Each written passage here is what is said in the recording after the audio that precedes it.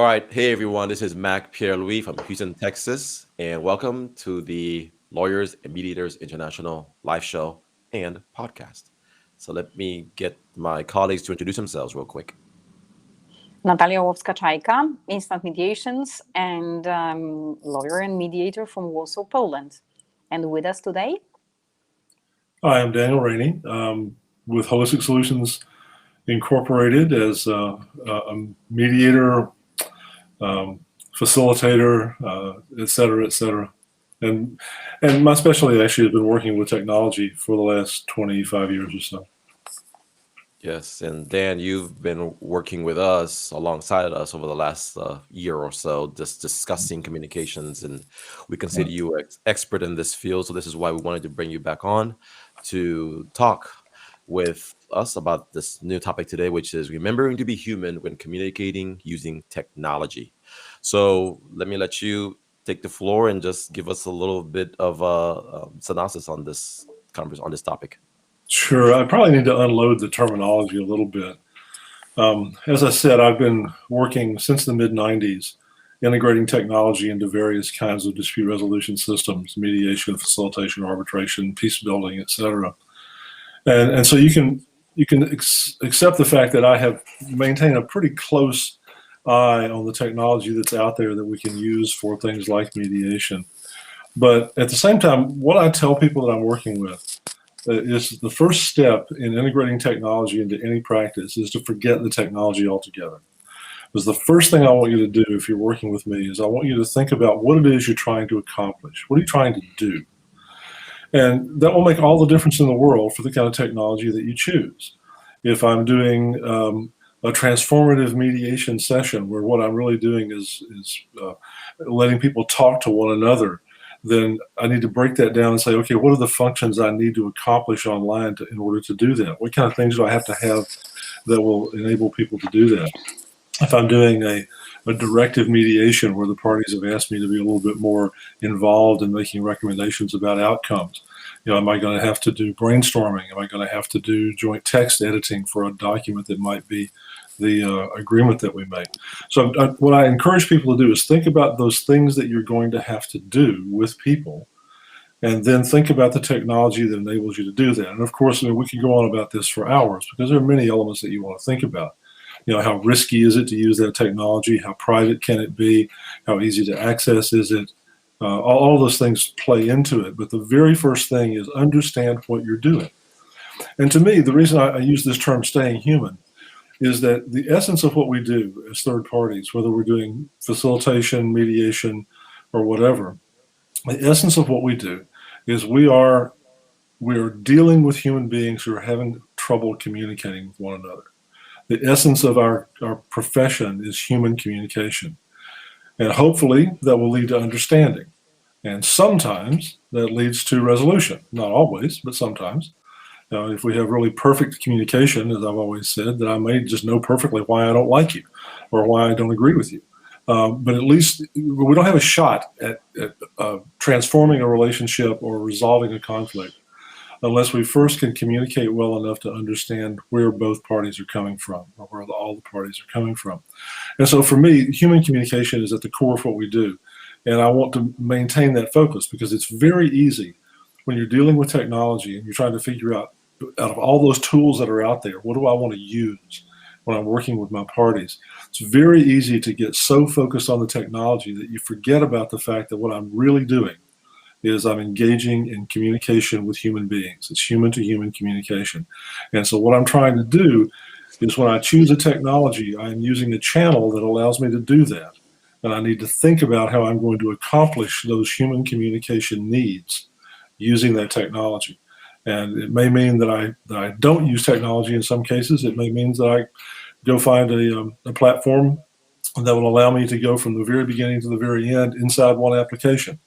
Both of those are appropriate, but I need to think about it in terms of what do the people I'm dealing with need me to do, and how can I best help them? So that's what I mean by staying human, maintaining your humanness as you deal with technology. Don't let the technology take over your thinking. Let the technology be an adjunct to how you think about working with the parties that you have in front of you. Does that make sense? It does. But you know what? I'm listening to what you've just said. I realize that out of all the people in the world, but to whom the pandemic and the fact that we just inevitably needed to go online, you were the one who was prepared for that.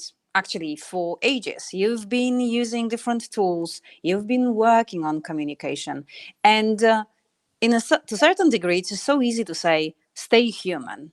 But what would be the practicality of it? How to do that? Sure. Yeah, it's a great question. And I guess I go back to thinking about what do people need when they're in conflict, right? We don't see people who are at their best. We see people who have gotten to a situation where they either can't or won't talk to each other, where they don't have a basic understanding of the other side's position, probably because they're really engrossed in their own position. And there are, I like to go back to human needs theory a little bit. There are basically three things that I think out of human needs theory are very applicable to the way we operate with each other in conflict. And each of those can be affected by technology.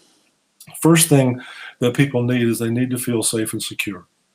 If you feel safe and secure, then you will engage with other parties in a way that you will not engage with them if you feel that you're threatened or if you feel that there's some insecurity. So we want to, whether we're dealing face-to-face or online, we want to make people feel that they're safe and secure in the conversation, in the communication. The second thing people want is they want a sense of order. They don't want to feel that the world's chaotic. They want to know that there's a structure they're operating in. They want to be able to predict what's going to happen. And they want to feel that they're comfortable in that system, that it's not chaos that they're entering into. And that's whether you're face-to-face or whether you're online. It doesn't really matter. The third thing that people want that I think is sort of brought out of human needs theory that I think is really applicable to all conflict resolution is people want to feel that they're valued. They want to feel that they have self-worth. And it doesn't matter whether you're dealing face-to-face or whether you're dealing online. And so the practical question is, what changes when I take the communication online through a technology channel? And what changes do I need to make? What compensation do I need to make? Or what advantages do I have in some cases when I'm trying to achieve those three things? The notion of security, the notion of order versus chaos, and the notion of self-worth.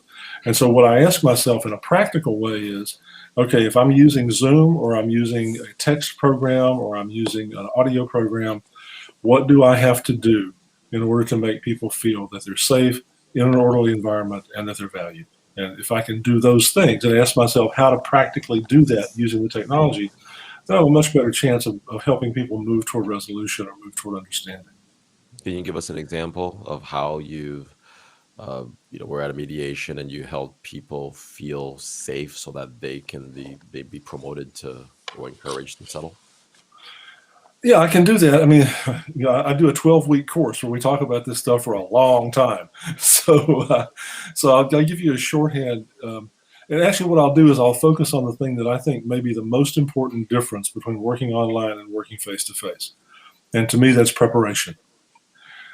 And I say that's the most important thing for me because what I've observed with the people that I've worked with online is that there is a remarkable difference in the feeling of security and the feeling of order and the feeling of self-worth going into an online environment as opposed to going into a face-to-face environment. If I invite you into a conference room, you know what a conference room is. You know what to expect of that environment. There may be many reasons why there's some anxiety associated with it, but it's not the anxiety because you don't understand what the venue is. You understand what the room is. When I invite you into the virtual room, the virtual conference room that I've created online, it's not the same. You don't necessarily know what that means. And so I probably, in my work with you, before we ever sit down to talk about your problems and sit down and interact with the party on the other side of the table, I probably need to let you know what that room looks like, what to expect. And that's going to touch on security and order. It's going to say, okay, I'm going to use this technology. This is how I protect the information that is developed inside that technology. Here's what you're going to have to do. Here's what I'm going to do for you. I can have that conversation with them and literally explain to them the virtual room they're about to enter And that is going to, by definition, make them feel a little bit more comfortable, a little bit more secure as they come in. I can also talk to them about how we're going to interact in that room, because that can be very threatening to people. Again, as I've said many times, if I invite you into a physical conference room and we're going to sit down and talk across a table, I don't have to teach you how to talk. There may be a lot of anxiety associated with that. There may be some issues with that, but basically you know how to say things. I may have trouble getting you to say them, but you know how to do it. That's not the case when I'm inviting you into a virtual room. When I invite you into a virtual room, you may not know how to talk. I may literally have to teach you how to talk in that environment. And if I do that well in my preparation, that takes away the anxiety that you have about, oh my goodness, how am I going to handle this? What's going to happen to me when I go there?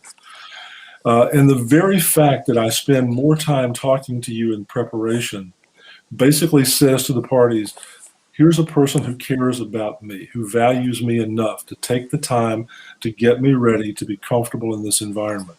So if I'm doing my preparation correctly, I'm hitting all three of those human needs. I'm making them feel safer and more secure. I'm making them feel that there is, in fact, an order that is not going to be chaotic and it's not threatening. And I make them feel that, yes, I care about you enough to spend time with you and get you ready to be in this environment. So, for example, when I'm working with arbitrators and doing arbitration, I will not do an arbitration session unless the parties agree to a test session and to a conversation with me outside the arbitration before we get together to actually have the arbitration session. If they will not take that time, then I think that's a problem.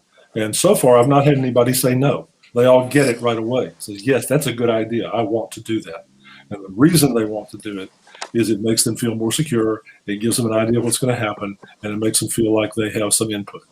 And those things, so those are on a general and a specific level. That's just one focus. There are plenty of things that you can do as you talk using technology. But to me, the notion of preparation is the most important one. If I do that right, then I have an environment that I've created where we have a chance of actually getting to understanding about the problem we're talking about.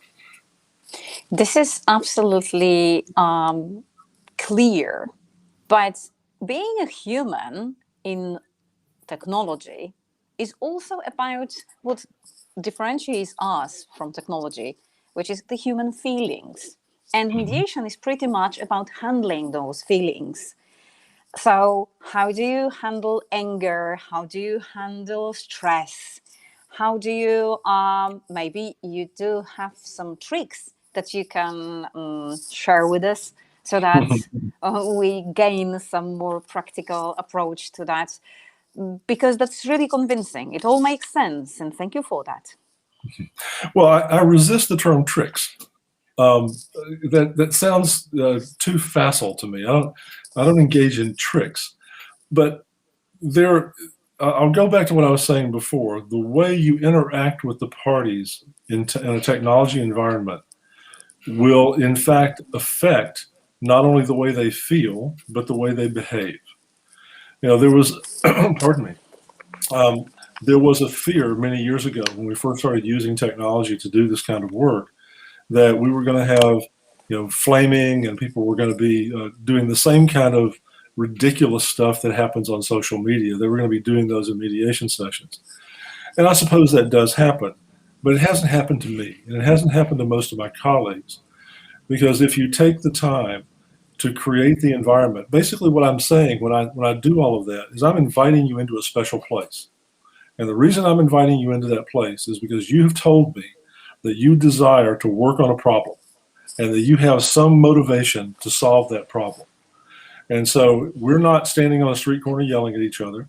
We're not on Twitter exchanging short messages and getting as nasty as we can get. You're invited into a special virtual room for the purpose of dealing rationally with the party who's on the other side of the virtual table. And just doing that tamps down some of the desire to yell and scream. Now, does it happen? Of course it happens. But I think you can anticipate that to some degree, and you can take the edge off of that simply by, again, it goes back to me to human needs. If they feel safe and secure, and they feel like they're not in a chaotic situation, and they feel like people care about them, they're going to take a deep breath and behave differently than they would behave if they were in an environment that they couldn't trust. And so for me, that's where it starts. It literally starts with the idea of creating a trustworthy environment. And there are other things as well. I mean, there are some advantages that you have when you use technology. If people really go off and start screaming at each other and it totally breaks down, if I'm using, let's say, for example, a video conferencing system, I can say, timeout, mute everybody. I'm going to put you in your breakout rooms. I'll talk to each one of you, and if we can work this out, we'll come back. If not, we won't. Hit the button, and the outburst stops, right? So I can't do that if I'm sitting across the table with them. So there are some things in terms of control that I have, but I don't like to use the control. What I would prefer to do is create an environment where the parties will control themselves. And so if we've agreed to operate in a certain way on the front end and everybody understands that, and we start getting bad behavior, I can say, well, when we started, you said we were going to do it this way. It seems to me we're not doing that. Do we need to go back and revisit our ground rules and revisit the way we're going to operate? And usually that again sort of tamps things down. But again, I'm sounding like a broken record, but to me it goes back to the way you start. The assumptions that people make when they get into a technology environment, you have to unload those and you have to explain those on the front end to people. And when you do that, you're by definition creating an environment where they're going to be more comfortable operating. At least that's my experience. Other people may have other experiences. So let me ask you a question myself, Mac. When you think about using technology to work online, what's the thing that causes you the most anxiety? What do you worry about the most? The things that I can't control, such as my dog barking outside, and then I'm in the middle of a court hearing on Zoom, for example, or my electricity just powering off, like it happened to me one day when I was in a court hearing, and I just fell off offline. So those things, the things that you can't control. So what do you do about that? How do you handle that? Do you just cross your fingers and hope it doesn't happen? Well, in the instance of the electricity going off, that's what happened. I didn't know, I didn't plan for it, but you got to prepare. You have to think through all the things that can go wrong. Okay, put your dog in a cage. Make sure that you don't put your dog in a cage. Let him be there. Go out there. Hey, no offense. Okay. Put the dog in the garage. Is that better? That's better. Or with a neighbor, which is also an idea. Well, this goes back, Mac. This goes back to what I was talking about. I'll just give you an example of the way I deal with parties on the front end. But when I do my discussion with them before we get together to talk about their problem, I have a session separately and I have a session together. And we do not talk about the issue. We talk about just how we're going to do business. And one of the things I explain to them is, okay, here's what I've got set up. I'm operating on a wireless system. I have a backup hotspot. If I go down, I'll immediately be able to come back up. I have uninterruptible power sources on my monitor and on my router. I go through all the things that I've done, and I say, if things go down and it's catastrophic, here's what we're going to do. If all of a sudden I disappear from the screen, I'll call you on the phone number that you've given me. Because one of the things that I do is I say to the parties who are going to work with me, before we start our work, I want your name, I want your affiliation and your role in the mediation, I want your phone number, and I want an email address. And I want to put that in a spreadsheet. And I have that in front of me. And on my phone, when I'm doing the session, I actually do a group call, a blast call, so that if I have to talk to everybody at the same time, I push one button and everybody's connected on my phone. So I explain to them, this is, if disaster strikes, as sometimes it will, this is what we're going to do. And that goes back to this notion of preparing them for the best and the worst that's going to happen. And again, I find that if we do this, fortunately, I'll just knock wood here. I've never really had a catastrophic failure of the technology in the middle of things. But if we did, everybody knows what we're going to do. And that makes people feel better. It makes people feel a little more secure in what we're trying to do. Yeah. Taking advantage of having you here and you being so experienced in particular online environment, I would like to ask you some sort of a personal question. So how do you pass on the emotions when you, for example, in mediation, you can maybe smile a little bit, maybe try to be encouraging with more of your gestures. What you are left with on the screen is just this part of your body. And your body language is so limited. Are there any particular words that can help, like for example, to calm down the parties? Apart from, of course, the tip you already gave, just putting people into different breakout rooms. Are there any, again, you might not like this word, magic words that you can use?